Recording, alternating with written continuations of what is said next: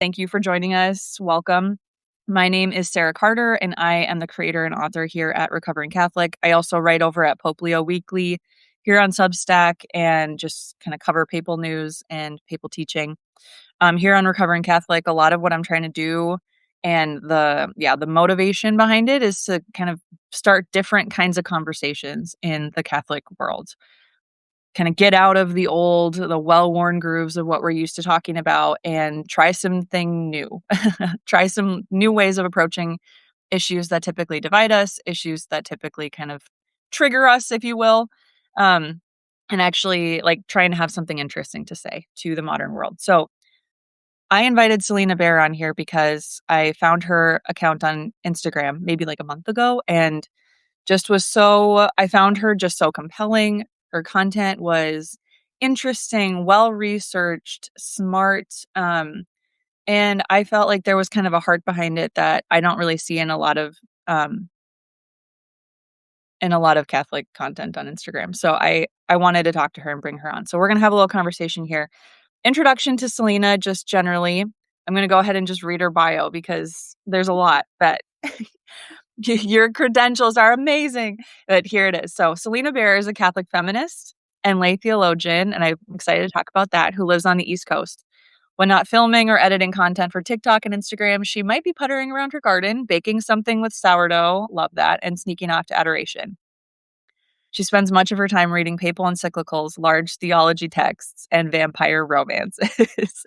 Salina has studied with Notre Dame, Catholic International University, and a few Protestant universities that shall not be named.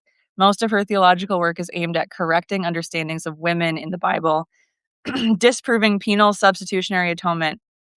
I totally missed that. We have to talk about that too. Helping people to break out of non-dualistic thinking and reminding others that critical thinking does have a place in the life of a faithful Catholic. She mostly just wants to remind people that God loves them unconditionally. So as you can probably tell just from that bio alone, we're talking to a woman who contains multitudes, which we all do. And I think that often is lost in the Catholic discourse, that it is okay to be, first of all, it's okay to be more than one thing at one time. It's okay to contain complexity and even tension and paradox sometimes. Um, so okay, wow, where to begin? Let me just ask you first of all, Salina, if you could just give us a little introduction to yourself and where you come from and how it is that you have arrived here in the Catholic Church, because you weren't born Catholic. Correct. Yeah. So I was raised, both of my parents are pretty staunch Calvinists, which is a particular brand of Protestant Christianity.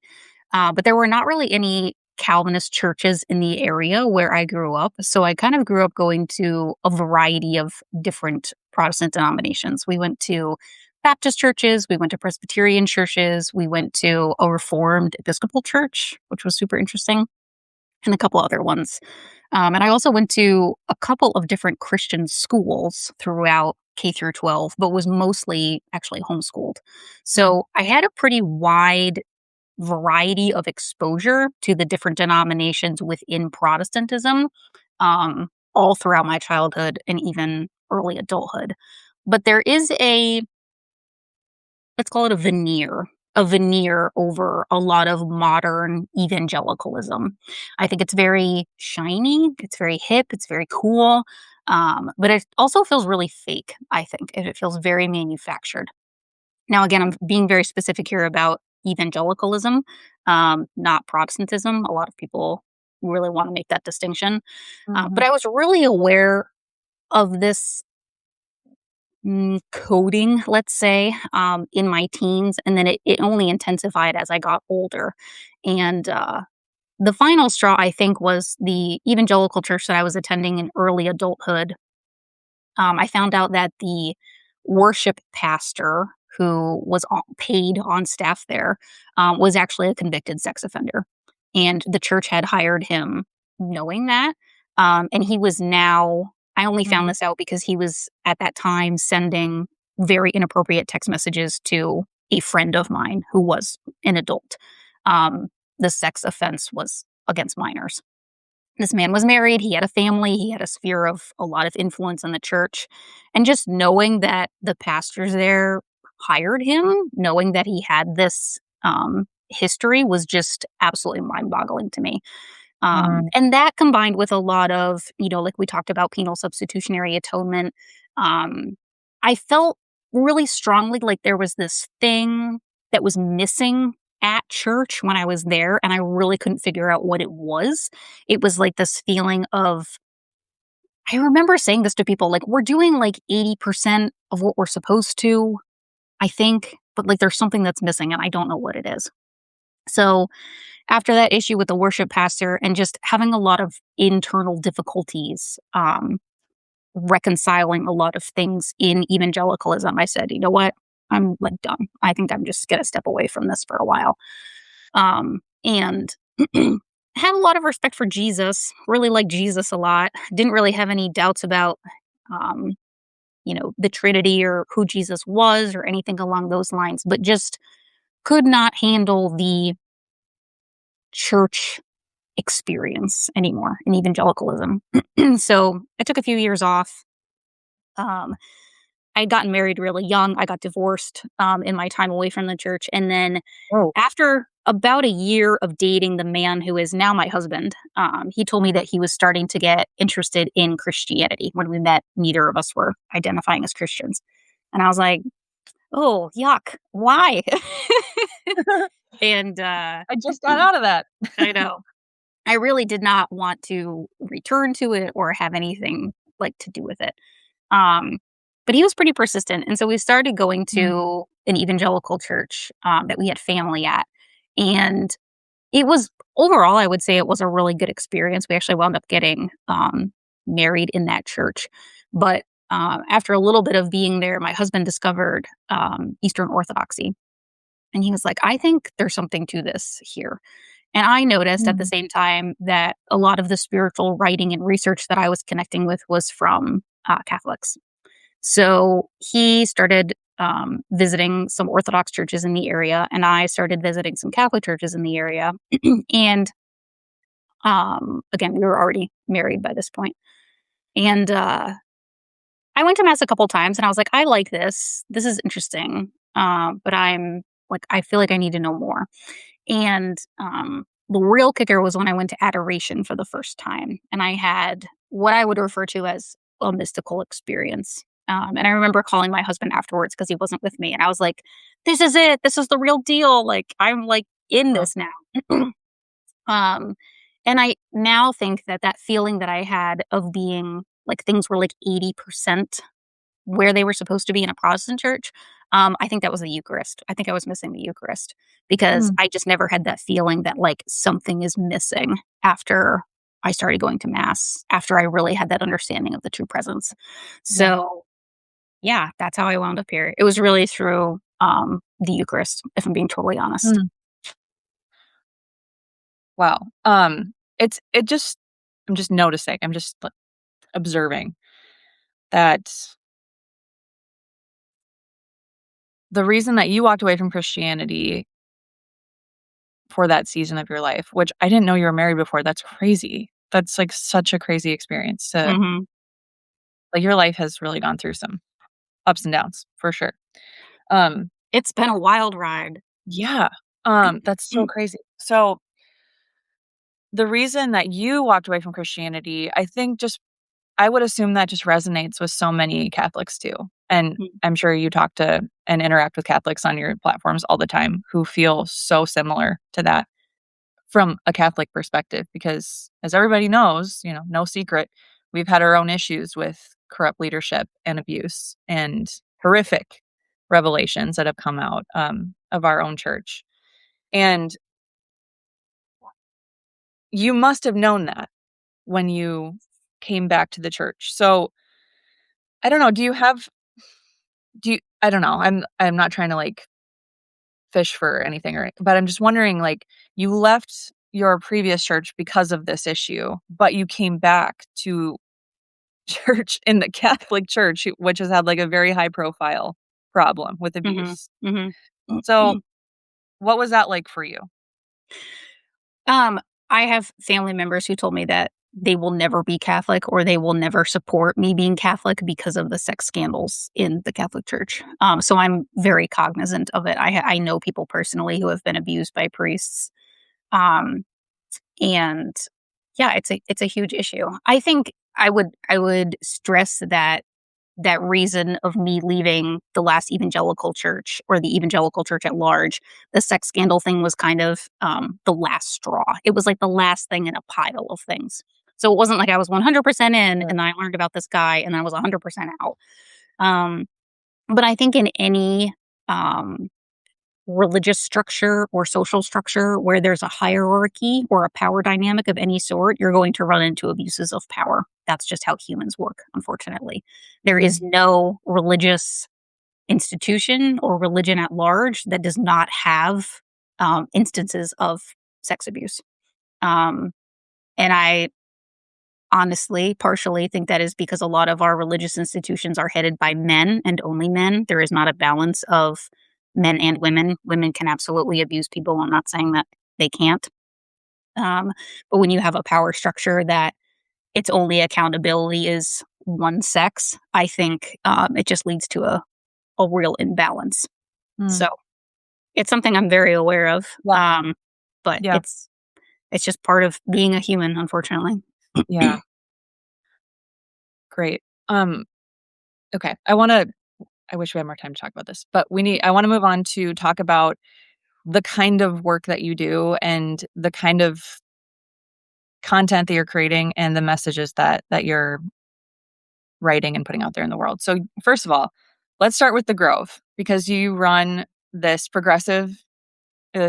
online community for progressive Catholics. It's called The Grove. Could you say a little bit about who you built this for, what it is, and maybe in that, answer the question to you, what does it mean to be a progressive Catholic? Sure.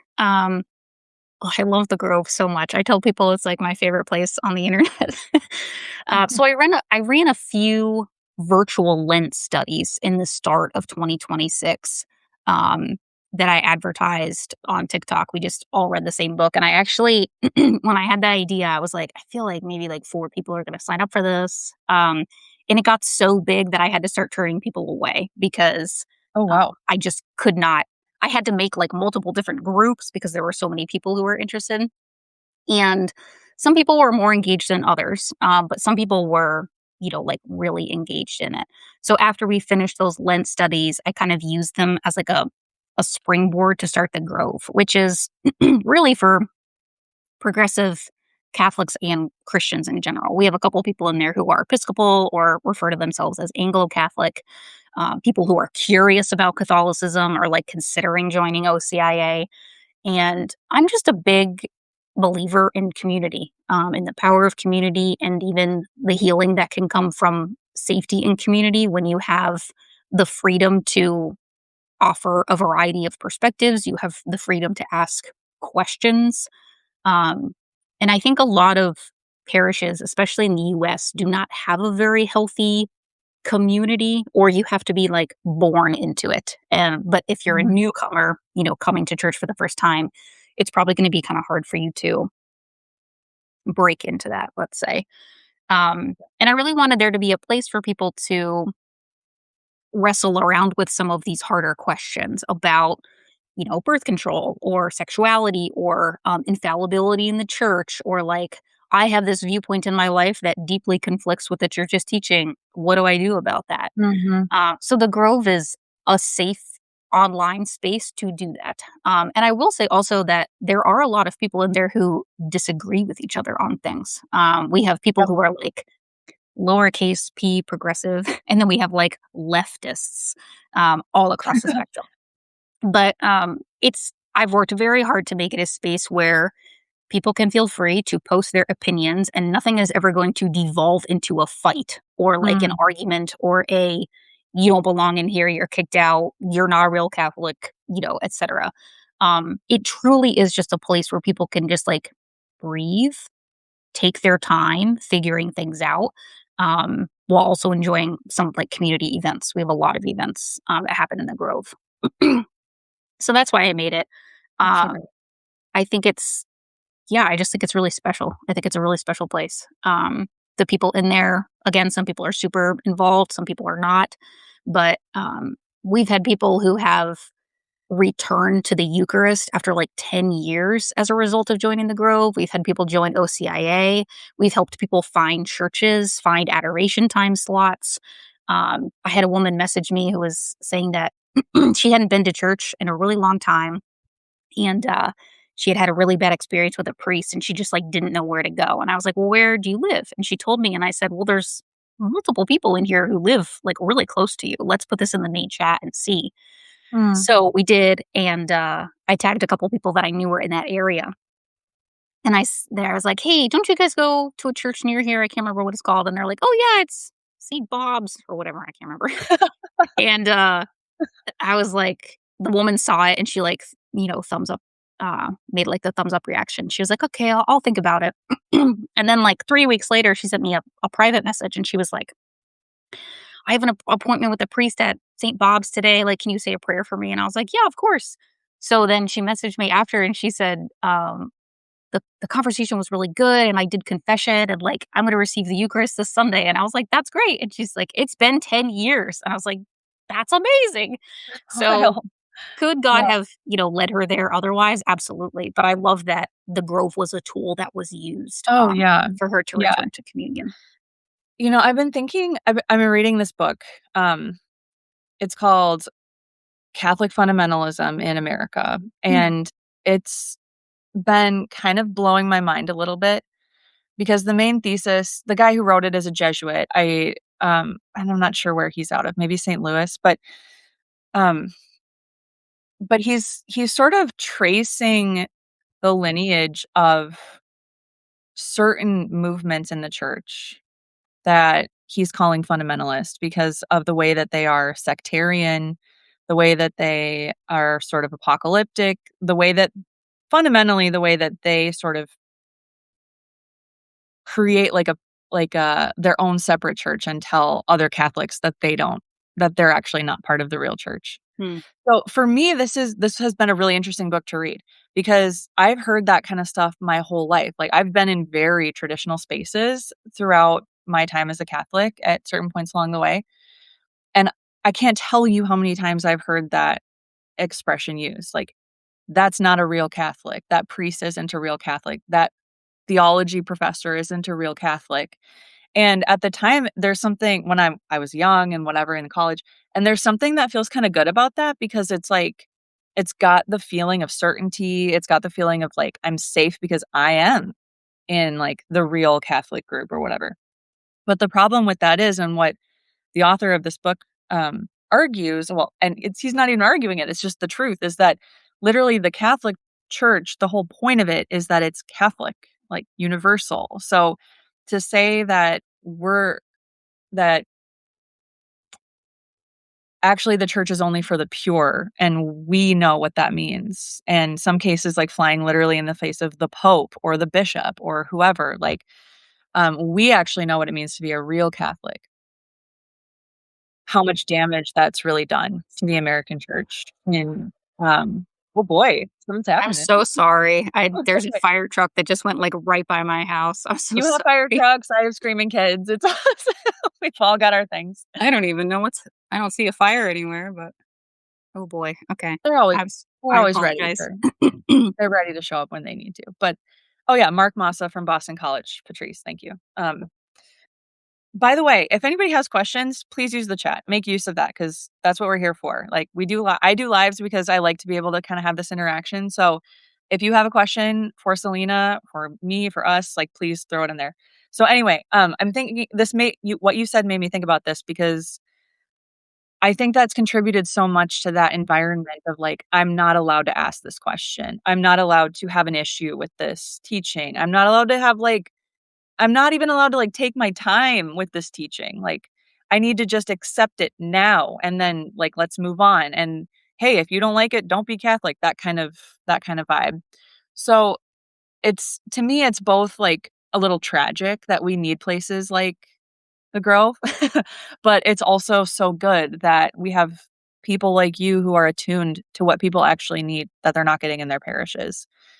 So I that's just kind of a thought. I don't know, like, do you feel any of that overlap slash, like, bleed over from well, I don't know if you would call your upbringing fundamentalist, maybe not, but do you feel any of that, like, kind of fundamentalism, sectarianism within the church? Yes, I think it just shows up in different ways. So, in the Protestant churches or evangelical churches, it shows up more if you have an issue with what we refer to as biblical literalism. So, Protestant denominations hold to sola scriptura. So, Catholics would argue more of scripture and tradition are on similar footing, but you don't have that distinction within Protestantism. So there are a lot of questions, and the way you kind of peg yourself as a more progressive Christian on the Protestant side is having some questions about um, should the Bible really be taken literally, or what does it mean to take the Bible literally? Should it be literal in every single sense all of the time? Um, so yeah, I think that desire for certainty and that desire for black and white thinking to know where the bounds are is a very human thing. And it's just going to manifest in different ways depending on um, what sect of Christianity you wind up in. So, yeah, Mhm. I think it shows up everywhere for sure. I do also think that progressive Catholics in particular do sort of experience a level of marginalization within the American Catholic Church that I would not say that, like, super tratty Catholics do, because there's kind of like a well, this is just an observation. When I think about, like, the tratty Catholics that I know, like, the super ultra traditionalist Catholics that I know, there is a little bit of a sense that they have that, like, we're doing this right, and actually everybody else is doing it wrong. Again, that kinda sectarian impulse. Like, we're doing it the right way. We're good. Like, y'all can have your Novus Ordo and your felt banners and your whatever and your women lectors and all that crazy crap. Hmm. We're gonna, like, have our stuff over here. So they don't feel the need to be, like, involved in the conversation because 'cause they've already sort of, like, self-selected out of it in a certain way.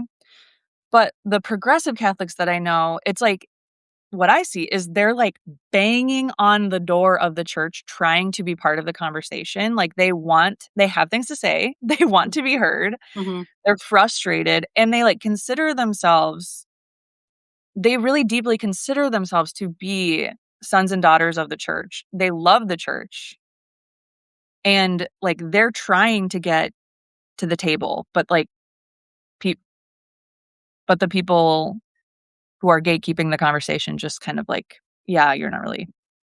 I've literally done that, you know what I mean? Like, "I don't care about your opinion because you are a lib Catholic, and I don't have to listen to you because Hmm. you're, like, not really Catholic." I mean, I've literally, like, been in that place myself, so that's just an observation that I have, and when so I'm curious, like, when you hear that comment, "X isn't a real Catholic," like, I am certain you've gotten that comment on your videos plenty Hmm. of times. Oh, yeah. Every single day, I'm not multiple even, like times a day. I'm not even, like, progressive or leftist, and, like, I get stuff like that. I mean, just for Hmm. being, like, orthodox. So, I know for certain that you've had many of those comments. So when you hear that comment, like, "Selena's not a real comment," or "This person's not a real Catholic," or "This bishop's not a real Catholic," what is your response to that? I think any type of Christianity that tries to coerce or insult or berate other people into behaving a certain way is not a good example of how Jesus behaved, nor a good example of how he asked his disciples and apostles to behave either. I have never been told in my life to my face by a priest or a bishop or even another lay Catholic that I'm not a real Catholic. Um, you talked about this a little bit before, but like the utter divisiveness of thinking that way is really antithetical to the concept of Catholicism, of the universal church. And I also think it's worth noting that a lot of this behavior exists on the internet, not a lot in real. I'm sure it does happen in real life too, but I have really only experienced it on the internet. Um, and I refer to the internet a lot as the great equalizer because when you are discussing these things or when you get a comment from somebody on the internet, you don't really know who they are. You don't know where they are, where they're coming from. You don't know how old they are. You don't know what their gender is. You don't know what their background is. Um, and I get so many hate comments from accounts that are completely anonymous, or they're Mhm. private accounts, or their profile picture is of St. Thomas Aquinas or a pope. And they're spewing like actual hatred at me. I've had some that are so horrible that the filters that are built into Instagram or TikTok catch them. Um, but I have no idea who these Well, people are. And what I found honestly, the majority of the time, what I've found, if I can get them to engage in more conversation, is um, they're teenagers. Like that's the long and short of it. Or they're men who have a bone to pick with feminists. A lot of my videos start with "I'm a Catholic feminist" and mhm. blah blah blah blah blah, and people will immediately into "There's no such thing as a Catholic feminist. You're not a real Catholic," and They they just don't pause the even listen to the video rest of the and they go to video. the Like it has comments. nothing. I might not even really be talking about feminism at Yeah. all. So and also I will get comments from people who live in countries that are extremely conservative, and those conservative values have blended with Catholicism in a way that they don't even realize that the rest of Catholicism in the world does not exist that way. Yes. So, it's just like I you just really never know, like, 1, who somebody is, or 2, where they're coming from, or 3, what their life experience is, their level of education, what their intent is in, like, posting that comment, because, like, I hope this is okay to say, but, like, I have stopped engaging with a lot of comments like this because I think there is actually something that is, like, borderline pornographic about men who want to Mhm. debate women on the internet or just berate them through anonymous comments, because it's never ever about understanding the other person. It's only about defeating and dominating them and berating and insulting them until they delete their account, or they stop posting what you don't like, or you can beat them into submission basically. And if you have nothing better to do with your time than screech at people that you don't even know on the internet, I don't really know what to tell you, buddy. Like, might I Mhm. suggest a local soup kitchen? Take your priest out for lunch? Like, plant a garden? I really don't know. I just think there are many, many, many better uses of our time than fighting with other people who are Catholic on the internet, especially if Mhm. we're Catholic. Yeah. But I think it makes it, your perspective is really, I think, very sober and good, because it's like, I'm gonna say what I wanna say, and you can't prevent me from doing that. Like, I think that is one of the beauties of social media is, like, what are you gonna do? Like, you have no you don't know where I am. Right. Like, I'm gonna keep posting. You can do whatever you want about it, but, um, okay, I wanna take a pause here and just, address a couple of comments. So, we have from Sonia, "Selena, what makes someone a theologian? A degree, studying independently, or something else?" This is a question that I actually have too, so I'm Mhm. grateful that it was asked. Yeah. So, a couple thoughts here. One, the church does not have like a formal, what do we want to call it? Viewpoint on like what makes someone a theologian, or like the church does not designate theologians the same way it does like priests or deacons or lectors or something like that. A theologian, I tell people, is somebody who devotes their life to the study of theology. So if you are spending the majority of your time, free time, reading theological texts, engaging with them deeply, wandering around your yard, like thinking about them, if you spend the majority of your time really thinking about who is God, how does God relate to humans? How do humans relate to God? How should humans relate to each other in light of their relationship with God? That's a theologian. Um, I also am very quick to point out when people are like, "You're not a theologian." Wah, wah, wah, wah, wah." I don't. I don't claim any sort of authority by saying that I'm a theologian. You will never hear me say, "I'm a theologian. I'm a lay theologian. Therefore, you have to listen to me because I'm right." I don't view it honestly as any different than somebody saying, "I'm a bird watcher," or "I'm a baker." Like a baker could be any number of things. So, um, some people might disagree with me, but I use it to designate, the level of seriousness with which I take the study of theology. Now, I would say some level of formalized education is probably good. People want to argue about whether or not that means you need a bachelor's degree or a master's degree or a PhD or something like that. But I mean, honestly, the church does not have these qualifications. So Yeah. me labeling myself as a theologian is never I have authority to speak on these things. It's just this has taken over my life and I'll never stop talking Mhm. about it. So I love that. that's what it is. Yeah. And also, by the way, like, having a PhD in theology, like, the conversations that are happening at that level, I've spent plenty of time, like, around high theology academia, and I say from experience, many of the conversations happening in that arena are so damn boring that it's like I really thought about, like, getting a PhD in theology. I did get a master's degree, and I loved it, like, I loved it, I really felt almost like a call that I needed to go on for a while. Mm. Mhm. But looking back and then we, like, started our family, and it's like, this is not feasible with our lifestyle. Um, but looking back, I'm kinda glad I didn't, because the more interesting conversations are happening with normal people who haven't been, like, pounded into a very artificial shape by academia because they had to learn Latin and French, and then they had to, like, become experts on, like, the most minute detail about, like, what Saint Bonaventure said about blah, blah, blah between Mhm. this year and this year. It's like, that's great. I don't know. I mean, like, I'm sure it helps on some level, but I like the conversations that are happening between you and me a little bit Mhm. closer to reality. Mhm. Yeah, I totally agree. Totally. Um, so yeah, there's your case for not getting a PhD in theology. I think You Stephen heard it here Adubato. first, folks. Have you ever read anything from Stephen Adubato? He's here on Substack. He does cracks in postmodernity. Anyway, That I'll sounds share. really familiar. Yeah, he's really interesting. I really like his stuff. So shout out Stephen if you're here. You're not, but you're too important to be here.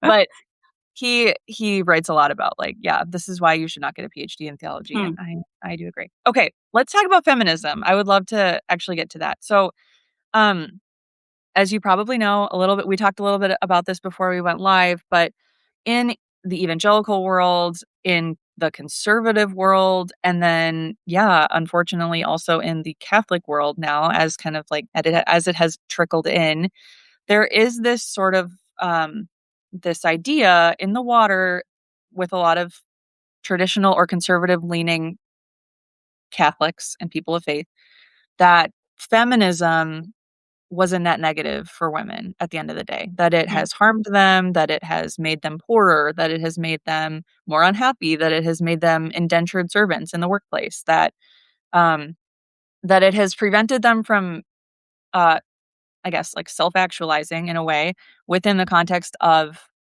marriage where they are submissive and their husband is the provider and they stay home and so on and so forth. So I think this is very important and very timely. We need to continue to talk about this, especially Mm. because our younger sisters are, I don't know if, like, I've seen a bunch of videos on YouTube lately about, like, 19-year-old women getting married, or Mm. 18-year-old women getting married, no degree, no job, and it's all well and good for the first 10 years until you're on your own and you have nothing. So, that's just one example of where we could go with this conversation, but I'm wondering what you would say to women like that who are maybe attracted to that kind of lifestyle. And I'm not trying to rail on stay-at-home moms, first of all. That's not what I'm saying at all. I'm saying the kind of ideological belief that feminism has been bad for women. What would you say to young women who are maybe more inclined to think, "Well, maybe it has been bad for me and maybe I would be happier if I sort of took on this, like, anti-feminist lifestyle and embraced that." What's Mhm. your response? Well, I think it's really important to define what you mean when you say feminism. I think that's the first, step to it. I tend to go with the dictionary definition of feminism, which is, belief and advocacy in the political, economic, and social equality of the sexes. expressed essentially and especially through organized activity on behalf of women's rights and interests. So I think there's this misconception that like all feminists hate men. All feminists think we should all burn our bras. All feminists are in favor of free choice abortion and we should just, put abortion pills in vending machines at the mall. And that's not true. Feminism really exists on a spectrum. You can absolutely find super out there feminists, and then you can find more like regular run of the mill feminists, and you can find Christian and Catholic feminists as well. And a lot of that is how there's like an intersection of those beliefs. Um, I think there's this really good book that came out a very long time ago, right around second wave feminism, called The Feminine Mystique. It's by Betty Friedan. Mm. And she was examining second wave feminism because we had first wave feminism. And then there was sort of like a swing of the pendulum in the other direction where women could go to college, yes, but they were mostly just wanting, again, to be stay at home wives. And so she was sort of examining why that was, or like what were the reasons behind that. Mona Lisa Smile is a movie that came out not during this time period, but like the Yeah, characters. with Julia Roberts? Yes. Okay, It's a nice. super wonderful movie. Cool. And I think that is also examining some attitudes around this time period.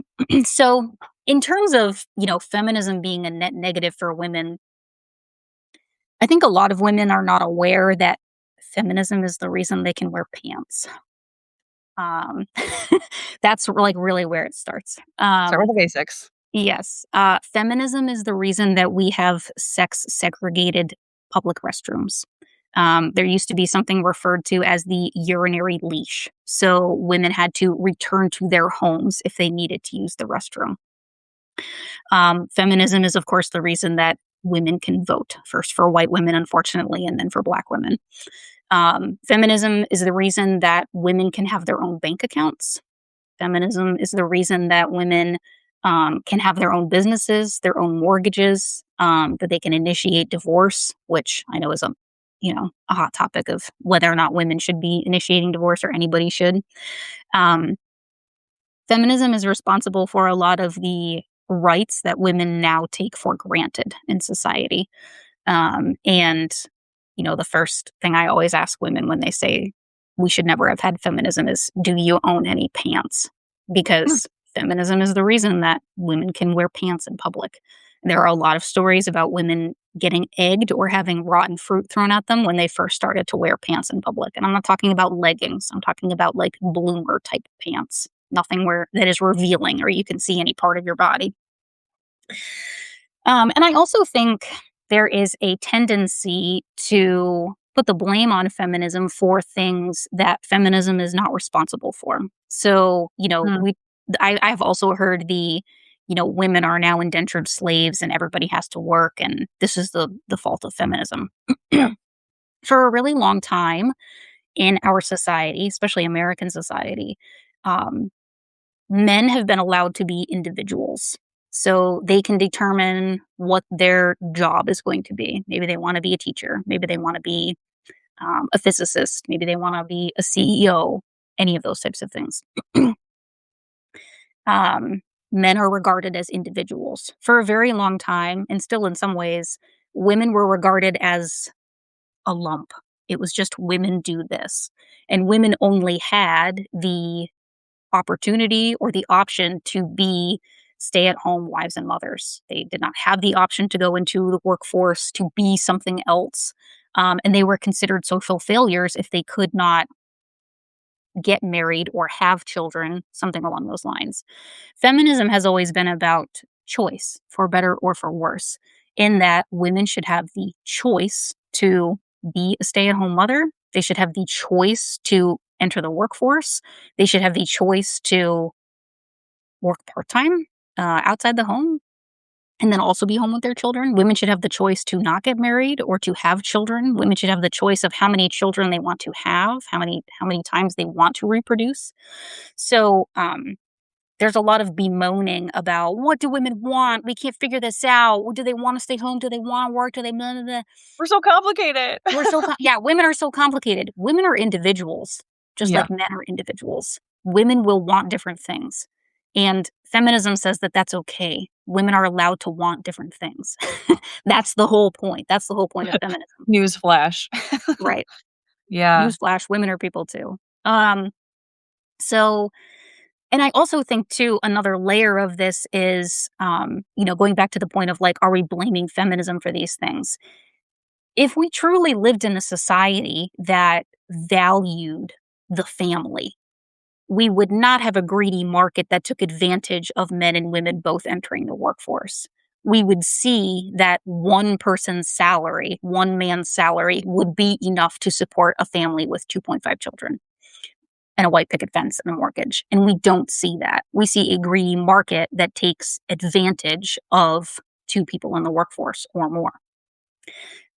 So it's not like we live in this society where, these greedy feminists just wanted to get into the workforce and take all the jobs away from men. And we could have just had it great if they would have just stayed home and done what they were supposed to. We don't have a society that values the family or values optimal work life balance. We live in a society that is in an economy, in a market that is gluttonous with greed for more money, more income, more sales, more stuff, more things. The more stuff you can put into your house, the better.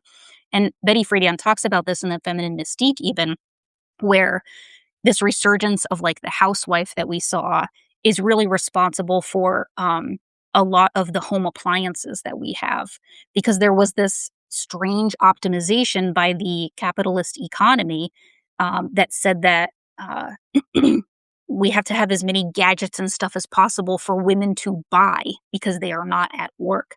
So the market will take advantage of women and advantage of the family however it sees fit, whether or not women are in the workforce, whether or not they're outside of it.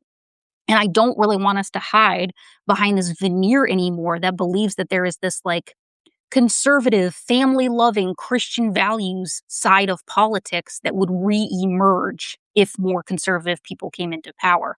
No matter who you are, or what your religious leanings or your political leanings are, the capitalist greed that has run amok in this country will find a way to gut you and your family's life savings. It will find a way to make you or your husband, whoever is working, work until the day that you die. And that is not the fault of feminism. That's the fault of unchecked human greed. Mhm.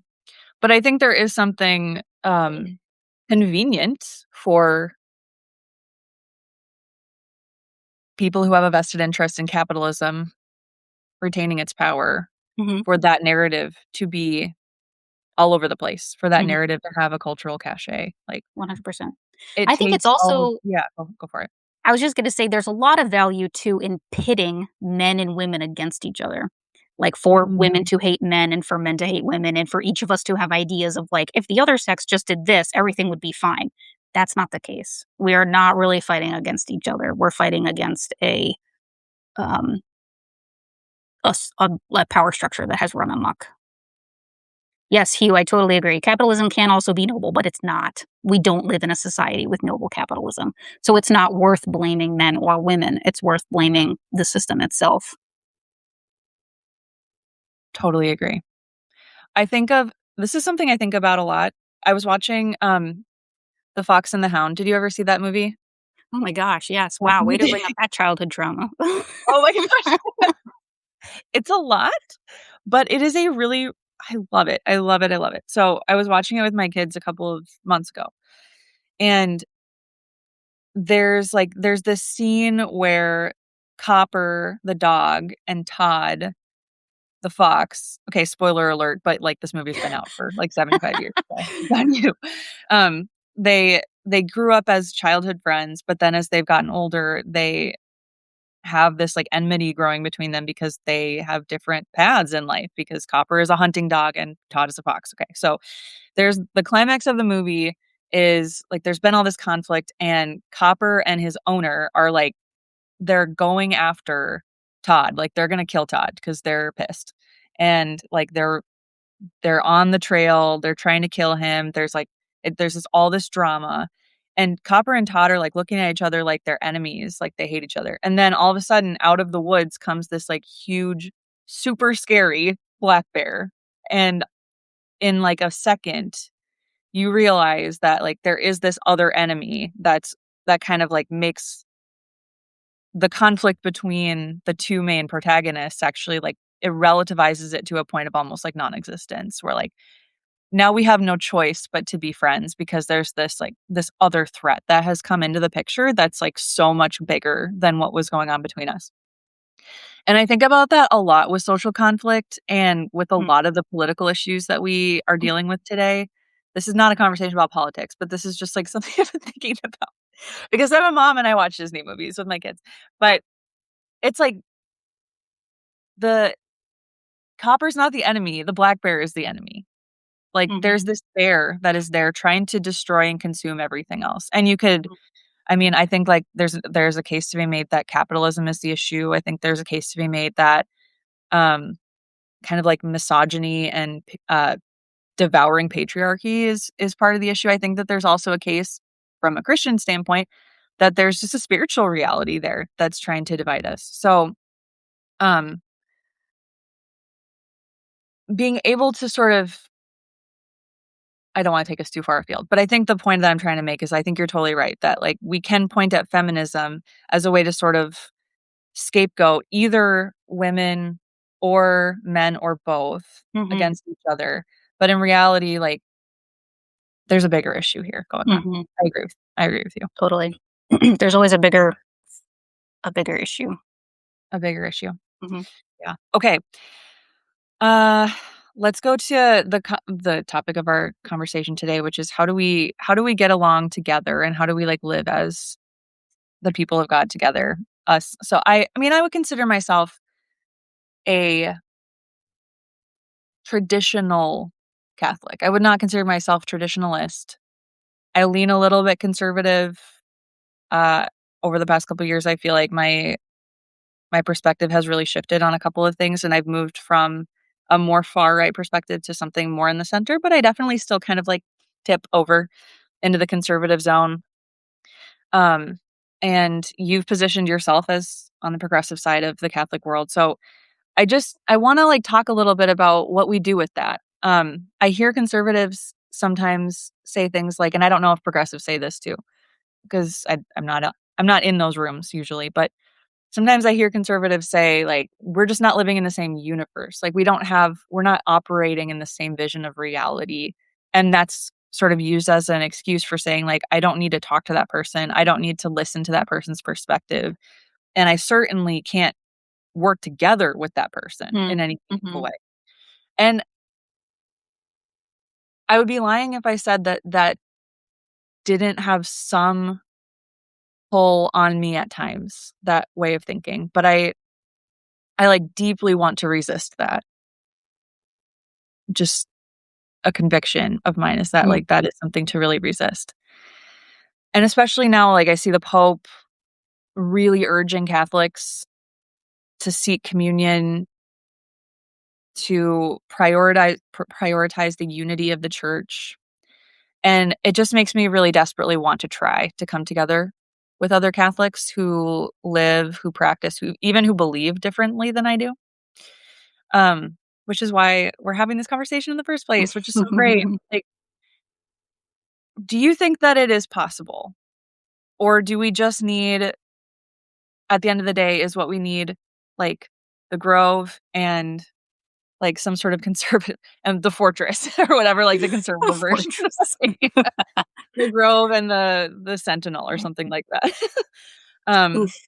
yeah, like, can we actually, like, meaningfully come together in the church? Like, I just have a hard time envisioning a situation where, like, you walk into your local Catholic parish, and there is that, like, true diversity there where people are really friends and people really consider themselves, like, aligned and on the same fundamental page, but also, like, have some big differences either politically or even, like, doctrinally. Mm, mhm. I mean, I see this play out in my own life. I would say a lot of my close Catholic friends that I have in real life are pretty conservative.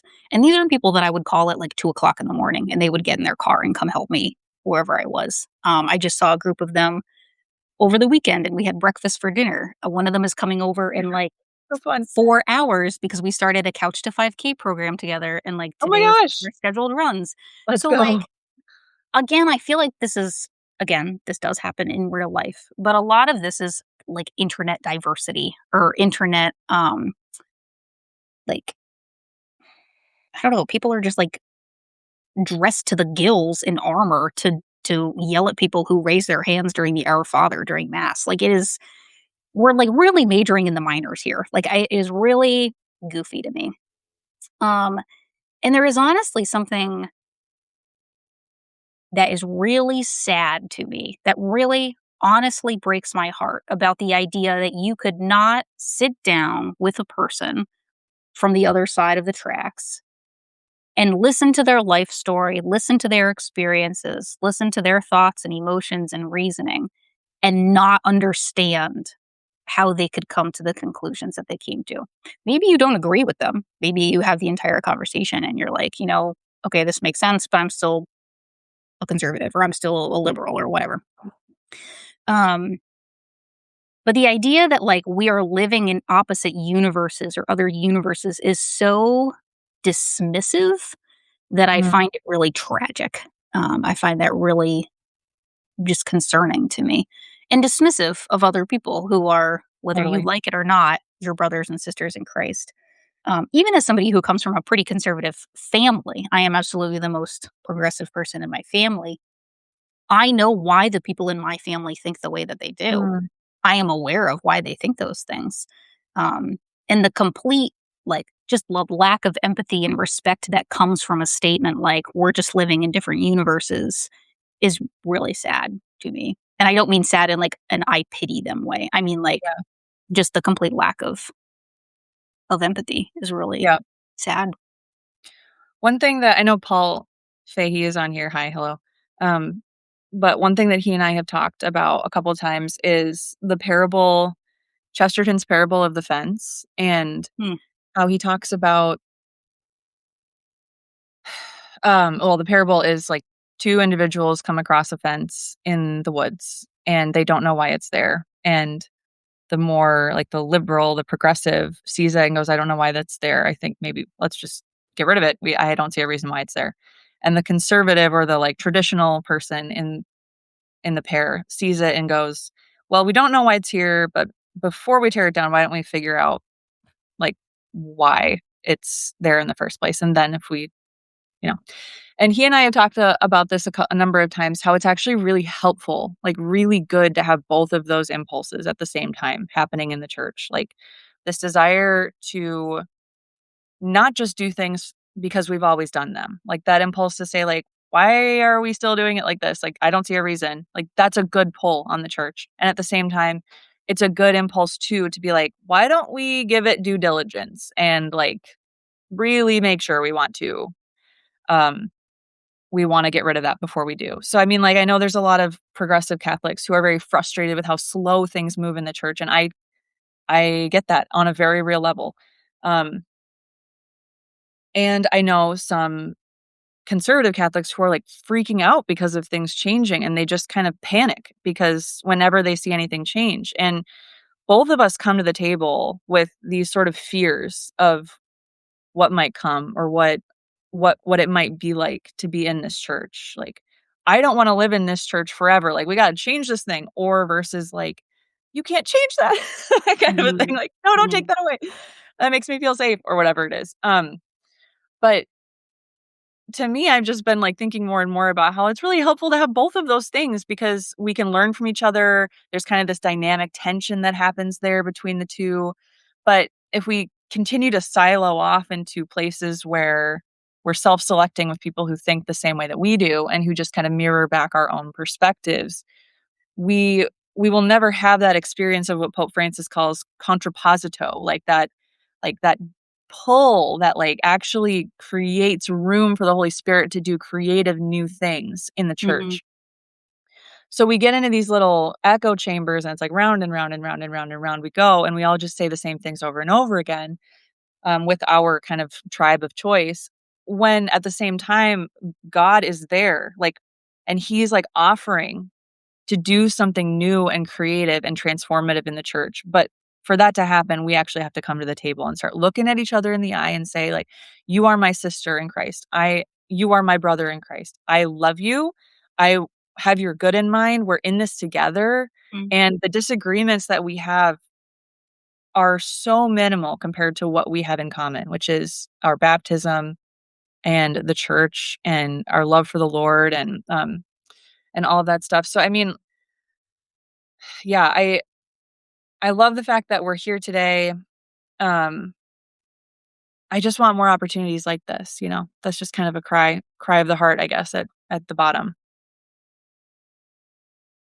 What do we have here? I feel this might be a dumb take, but I think what would help is getting off the internet and just talking to people.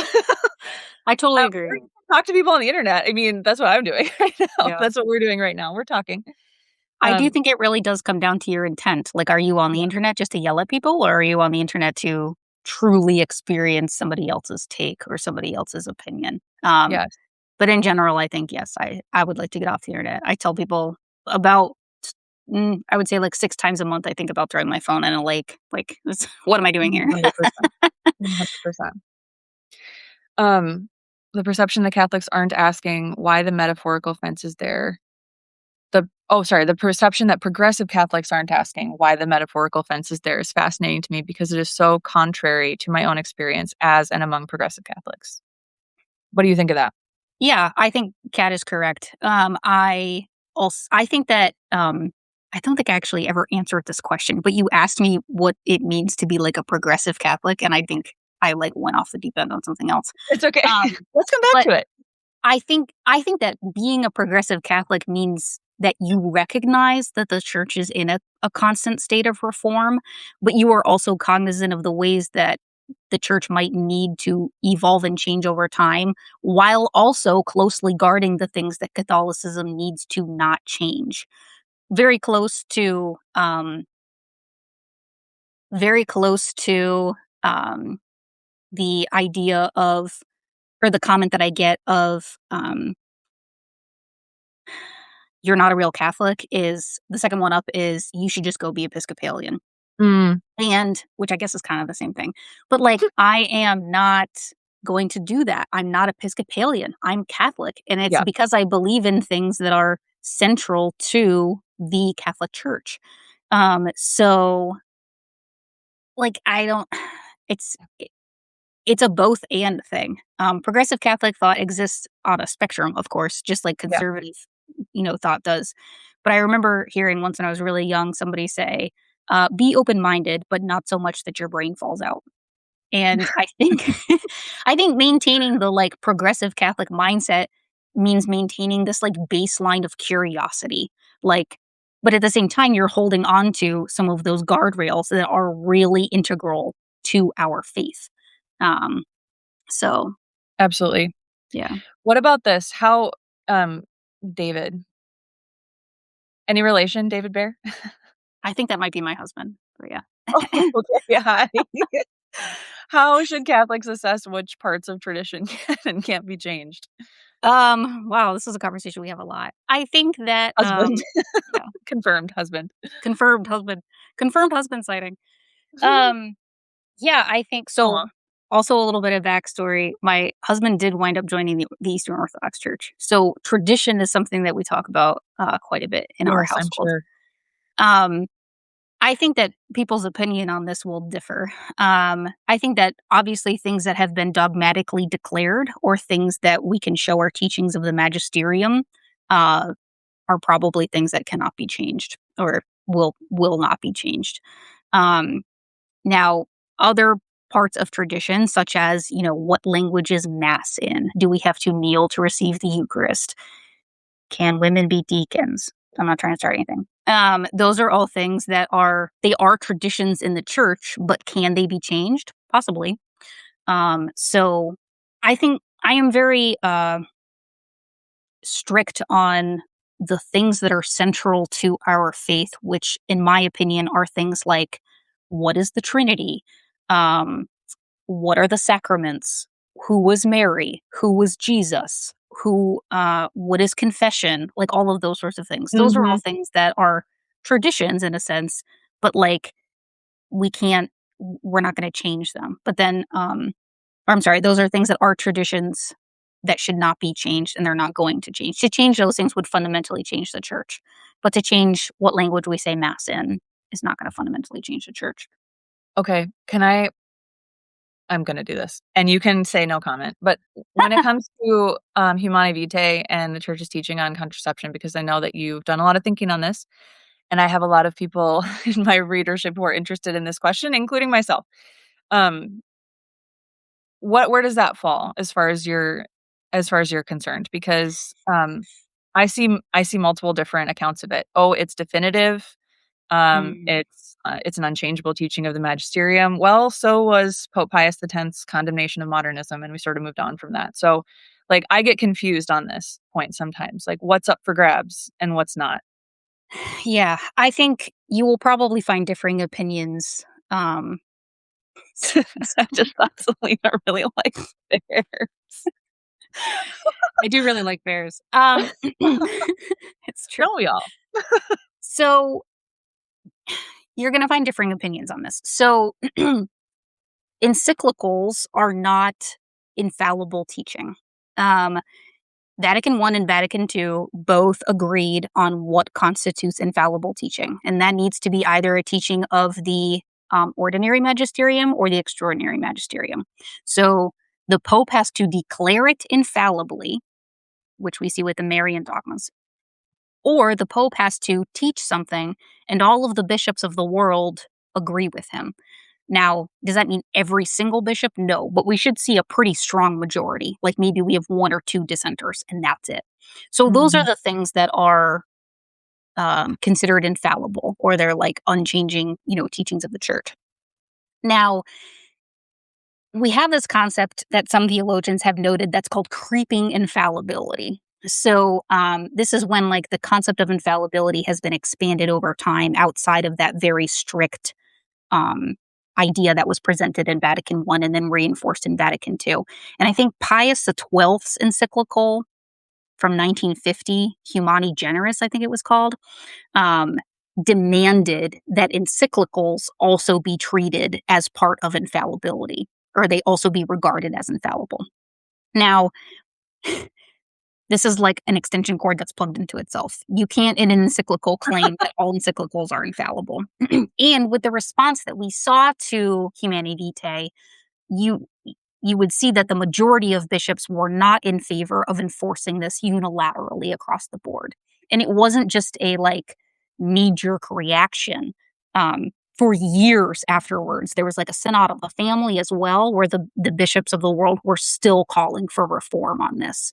Um, the answer from the US bishops and also the Canadian bishops as well after Humanae Vitae really strongly urged people to take the teaching very seriously, but also to um, put it into practice in conformity with their consciences, which is a whole other, conversation altogether. So I always err on Mm, the side of like, if a pope is saying it, it's true. And then if it's something that my conscience will not let me put down, or it's something that is causing significant strife and problem in my life, then I'm going to start digging into it a little bit more. mm, So again, we have just over yeah, 250 dogmas of the church. Those are things that they're not going to change, but they're also not things like we have to say the Mass in Latin. So yeah. that's my breakdown. Where are those 250 dogmas laid down? You can Google them. I have found them in a couple different On places. I Google? think the one, if you just Google like 250 dogmas of the church or something like that, they'll pop up. Okay, Um, I've never heard that before. But I believe you. I've just never heard that.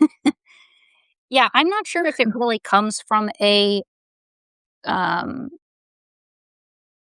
like a magisterial document or something like that. Yeah, They yeah. are again just things that I'm pretty sure every single Catholic would say, and every single bishop would say, yes, this is a dogma of the Okay, church.